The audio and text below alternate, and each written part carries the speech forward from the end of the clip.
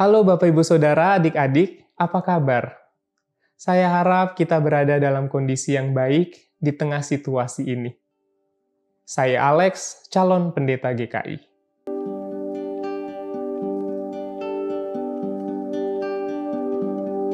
Bapak Ibu Saudara, beberapa waktu yang lalu Pendeta Vera mengajarkan kita bagaimana cara berdoa dengan gambar. Hari ini saya mau mengajak kita untuk berdoa dengan imajinasi.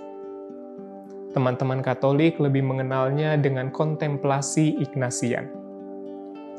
Santo Ignatius dari Loyola lah yang mempopulerkannya. Walaupun sebelumnya metode ini juga sudah ada.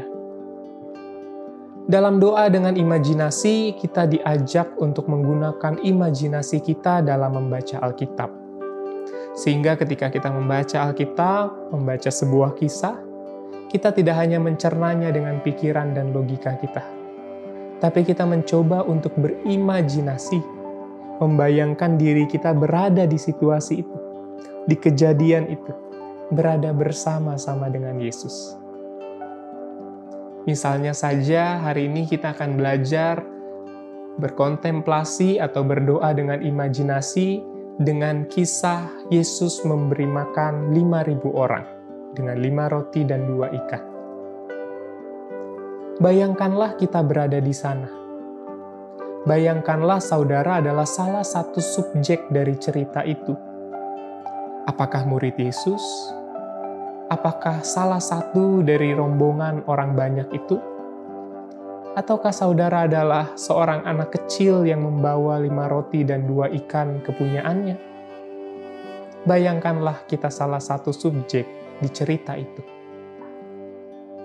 Bayangkan jugalah secara detail, apa baju yang saudara pakai?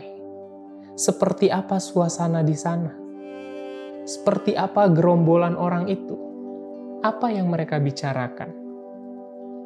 Bagaimana pemandangan di pinggir Danau Galilea? Apakah indah? Bagaimana cuaca saat itu? Cerah? Mendung?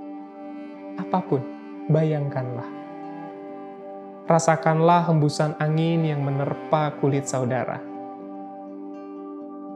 Ketika nanti saudara menerima roti dan ikan, ciumlah aroma apa yang saudara rasakan. Apa perasaan saudara? Bayangkanlah sedetail mungkin, dan yang terpenting, temukanlah pesan Tuhan dari sana. Apa yang ingin Tuhan sampaikan kepada saudara melalui kisah yang saudara imajinasikan. Mari kita mencobanya. Ambillah posisi duduk senyaman mungkin. Anak-anak, Bapak, Ibu, remaja, pemuda, oma, opa, semuanya bisa mencoba. Duduklah dengan nyaman. Saudara boleh melipat tangan, boleh membukanya, apapun yang membuat saudara nyaman. Tariklah napas dalam-dalam sambil menutup mata. Cobalah untuk menenangkan diri, menenangkan tubuh dan pikiran ini. Saya akan memulainya di dalam doa. Tuhan, kami memohon Engkau mau memakai imajinasi kami untuk membantu kami mendengar pesan Tuhan.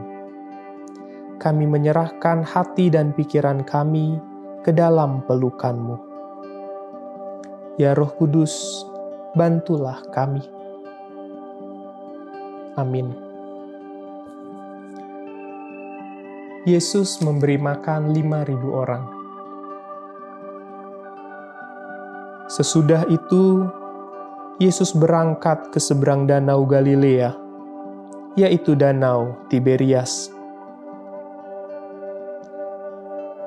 Orang banyak berbondong-bondong mengikuti Dia, karena mereka melihat mujizat-mujizat penyembuhan yang diadakannya terhadap orang-orang sakit. Dan Yesus naik ke gunung dan duduk di situ dengan murid-muridnya. Dan Paskah, hari raya orang Yahudi, sudah dekat.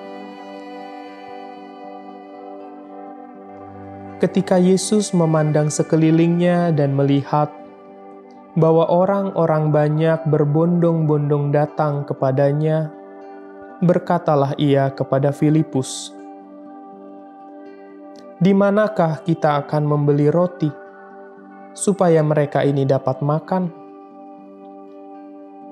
Hal itu dikatakannya untuk mencobai dia, sebab ia sendiri tahu apa yang hendak dilakukannya.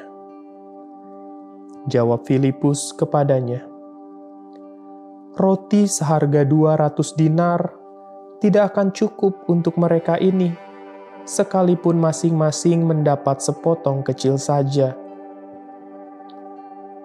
Seorang dari muridnya, yaitu Andreas, saudara Simon Petrus, berkata kepadanya, "Di sini ada seorang anak yang mempunyai 5 roti jelai dan 2 ikan. Tetapi apakah artinya itu untuk orang sebanyak ini?" Kata Yesus, "Suruhlah orang-orang itu duduk." Adapun di tempat itu banyak rumput, maka duduklah orang-orang itu, kira-kira 5.000 laki-laki banyaknya. Lalu Yesus mengambil roti itu, mengucap syukur, dan membagi-bagikannya kepada mereka yang duduk di situ. Demikian juga dibuatnya dengan ikan-ikan itu, sebanyak yang mereka kehendaki. Dan setelah mereka kenyang, ia berkata kepada murid-muridnya, "Kumpulkanlah potongan-potongan yang lebih, supaya tidak ada yang terbuang." Maka mereka pun mengumpulkannya dan mengisi 12 bakul penuh dengan potongan-potongan dari ke-5 roti jelai yang lebih setelah orang makan. Ketika orang-orang itu melihat mujizat yang telah diadakannya, mereka berkata, "Dia ini adalah benar-benar nabi yang akan datang ke dalam dunia."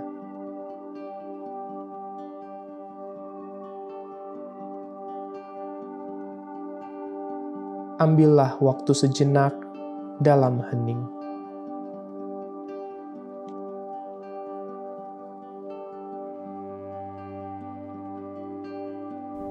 Bagaimana Bapak Ibu Saudara? Apa yang saudara bayangkan ketika membaca dan mengimajinasikan kisah itu? Saudara menempatkan diri sebagai siapa di sana? Apakah sebagai seorang anak kecil yang memberikan seluruh kepunyaannya? Apakah sebagai salah satu dari kerumunan banyak orang yang kelaparan dan kelelahan? Apakah saudara seperti salah seorang murid yang mempertanyakan apa yang harus dilakukan? Atau apakah saudara seperti Yesus yang membayangkan apa yang sudah didapatkan lalu mengucap syukur atas semua yang ada? Pesan apa yang Allah ingin sampaikan kepada saudara melalui pembacaan dan upaya saudara mengimajinasikannya? Izinkan saya membagikan pesan yang saya rasa Tuhan ingin sampaikan kepada saya ketika sedang membaca dan mengimajinasikan teks itu. Ketika itu saya membayangkan bahwa diri saya adalah salah seorang dari kerumunan orang banyak. Saya mendengar bagaimana orang mengeluhkan rasa lapar, mengeluhkan rasa lelah. Saya melihat bagaimana ada banyak anak kecil yang kelaparan, orang tua yang kebingungan. Lalu kemudian entah apa yang terjadi, mulai banyak orang dari barisan depan membagi-bagikan sesuatu, dan itu adalah roti dan ikan. Ketika itu orang-orang di sebelah saya mulai mempertanyakan, siapa ini? Siapa orang yang berdiri di ujung sana? Kok bisa dia melakukan hal itu? Dari mana ia mendapatkan kuasa itu? Banyak orang mempertanyakan tapi juga bersyukur. Lalu segelintir orang saya mendengar bahwa ia berkata, "Kita harus ikuti dia. Lumayan makan gratis." Dan banyak sekali suara dan pendapat di sekitar situ untuk merespon apa yang Yesus lakukan. Lalu kemudian saya mempertanyakan diri saya, bagaimana saya merespon mujizat yang Yesus lakukan? Jangan-jangan saya mengikuti Dia hanya untuk mendapatkan roti dan ikan. Jangan-jangan saya bersama-sama dengan Yesus hanya untuk mendapatkan keuntungan saya pribadi. Maka ketika saya membayangkan saya sedang memakan roti dan ikan itu, saya terus mempertanyakan motivasi saya mengikuti Dia.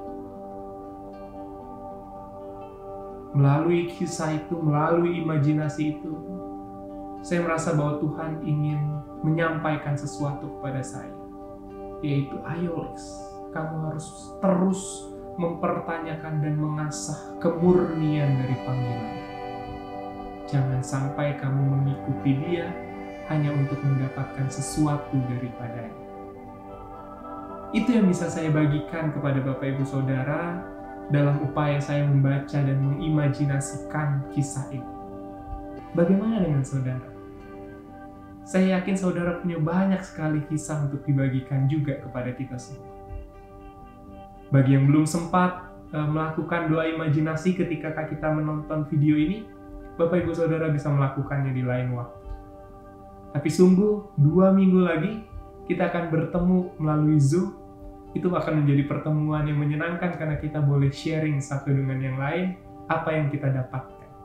Dan semoga kesaksian itu, pengalaman itu bisa menjadi berkat buat saudara dan menjadi berkat buat orang lain yang mendengarkan. Tuhan Yesus memberkati kita. Selamat berdoa dengan imajinasi.